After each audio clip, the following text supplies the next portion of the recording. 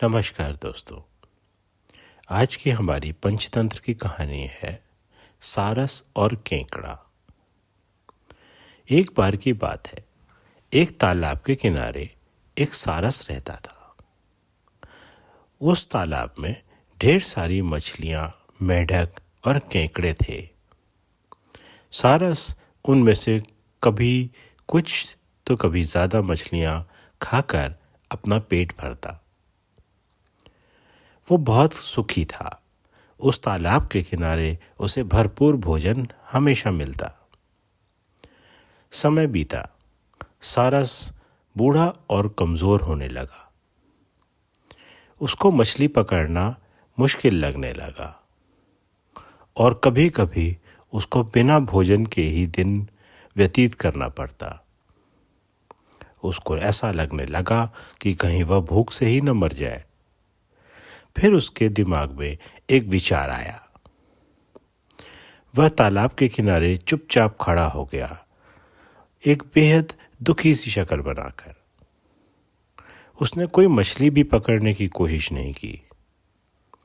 तालाब में मछली, मेंढक और केकड़े ध्यान दे रहे थे कि सारस चुपचाप खड़ा है, वो आज किसी को भी नहीं खा रहा। काफी देर तक उसको ऐसे ही देखने के बाद एक बड़े से केकड़े ने पास जाकर पूछा, क्या हुआ? आज आप भोजन नहीं कर रहे? क्या आपको भोजन करने का मन नहीं हो रहा है? आप इतने दुखी क्यों हैं? इतने उदास क्यों हैं? तो सारस बोला, मैंने सुना है कुछ लोग आपस में बातें कर रहे थे कि वह इस तालाब को मिट्टी से भर देंगे।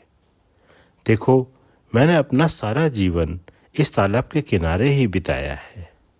मुझे यहाँ पर हमेशा बहुत सुख मिला है। इस तालाब में रहने वाली मछलियाँ, मेंढक, केकड़े सभी अब मेरे मित्र जैसे हो गए हैं। लेकिन वे लोग कह रहे थे कि इस तालाब को भरकर इस पर फसल उगाएंगे। यह सुनकर तालाब की सभी मछलियां, मेंढक, केकड़े सभी बहुत दुखी हुए। वे व्यथित हो गए कि तालाब ही खत्म हो जाएगा तो हम भी मर जाएंगे।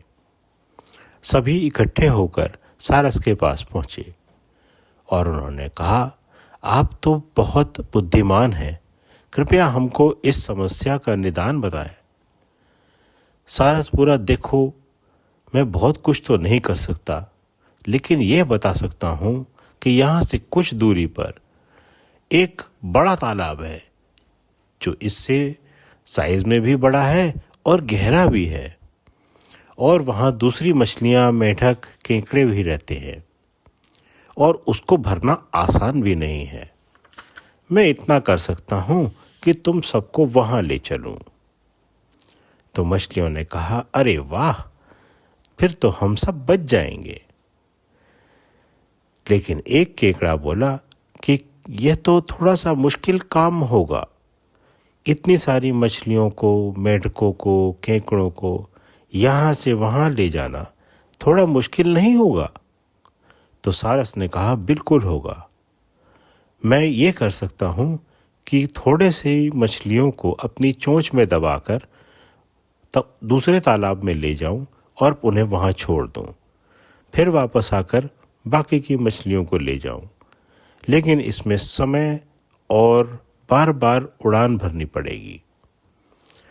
तो सभी मछलियाँ, मेंढक, केकड़े उससे प्रार्थना करने लगे कि आप तो सदैव से यहीं हैं, आपको हम सबका ध्यान रखना चाहिए, आपको हम सब के लिए थोड़ा सा कष्ट उठा लेना चाहिए।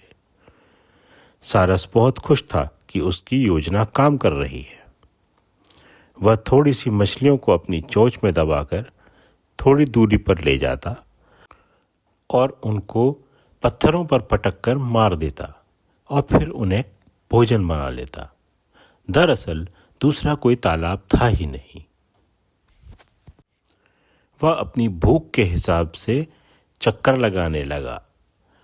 उसने बाकी सभी मछलियों को, मेंढकों को बता दिया कि वह चूंकि बहुत ज़्यादा उड़ान नहीं भर सकता, इसलिए केवल उतनी ही मछलियों को ले जाएगा जितना उसके लिए मुमकिन है। धीरे धीरे सारस ने ढेर सारी मछलियां खा ली। एक दिन उसका मन हुआ कि अब एक केकड़ा भी खाया जाए। तो वह वापस पहुंचा तालाब पर। उसने कहा, वहां काफी सारी मछलियां पहुंच चुकी हैं, क्यों न मैं कुछ केकड़ों को ले जाऊं। तो तालाब का बड़ा केकड़ा आया और उसने सारस से कहा, चलिए मैं चलता हूं। लेकिन चूंकि केकड़ा थोड़ा बड़ा था, इसलिए सारस ने कहा, तुम मेरी पीठ पर बैठ जाओ, मैं तुमको अपनी चोंच में नहीं दबा पाऊंगा। यह सुनकर केकड़ा जल्दी से सारस की पीठ पर चढ़ गया और वे दोनों उड़ चले।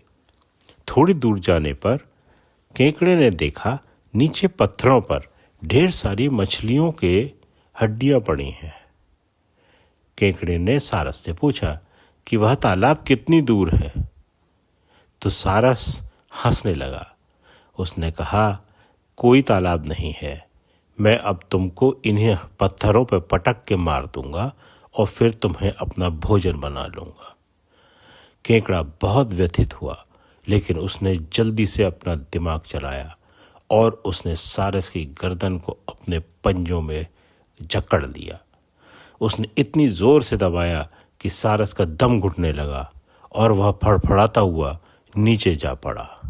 नीचे गिरने से उसके सारे पंख टूट गए। बूढ़ा और कमज़ोर वह पहले ही हो चुका था। सारस ने उसका गला दबा के रखा और इतना दबाया कि थोड़ी ही देर में वह मर गया। जब केकड़ा वापस अपने तालाब पहुंचा तो बाकियों ने पूछा कि अरे, तुम्हें तो सारस दूसरी जगह ले जा रहा था, तुम यहाँ वापस क्यों आए। तो उसने सारी कहानी सुनाई।